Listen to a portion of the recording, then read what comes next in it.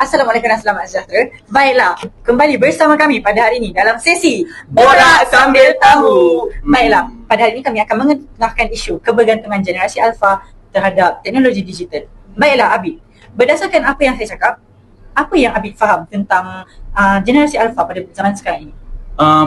Kira apa pandangan saya lah kan? Pandangan Abid. Bagi saya lah, pandangan saya, mereka ni sebenarnya cekap menggunakan teknologi.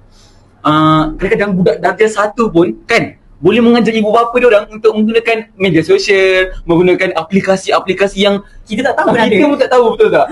Tapi yang kurangnya dekat situ lah Farid kan. Bagi saya, sebab bila saya tanya tentang tokoh, diorang akan macam tersangkut dia, betul. Tapi bila saya tanya tentang pengaruh, ya betul. Tanya pasal pengaruh, dia akan laju.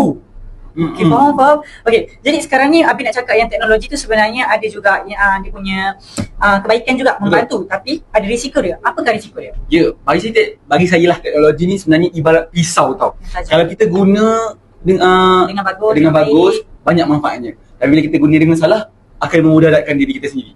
Kadang-kadang sekarang kan, pelajar-pelajar sekarang lah banyak bergantung sangat pada AI ni. Lagi-lagi kerja sekolah, Ya, presentation. betul. Diorang tangkap gambar je, terus hantar, terus siap. Macam tu kan. Dia akan merosakkan kita punya pemikiran Dan sikap tanggungjawab. So dia lambat kita nak fikir. Okey, baik.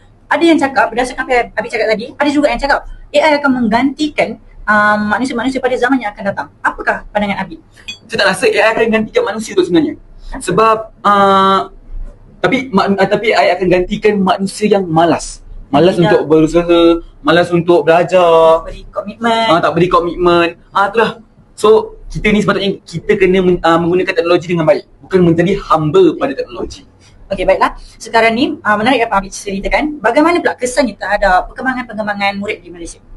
Kalau generasi sekarang ni menggunakan teknologi secara bijak, kita boleh apa macam ni, masa depan kita lebih cerah lah, masa depan negara lebih cerah.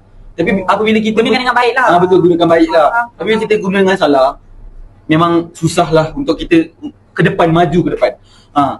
Bila kita gunakan teknologi dengan bijak juga, banyak faedah yang seperti kita boleh melahirkan juruterang, generasi yang yang terang lah, yang bagus. Yang berkarisma. Okey, baik, saya faham.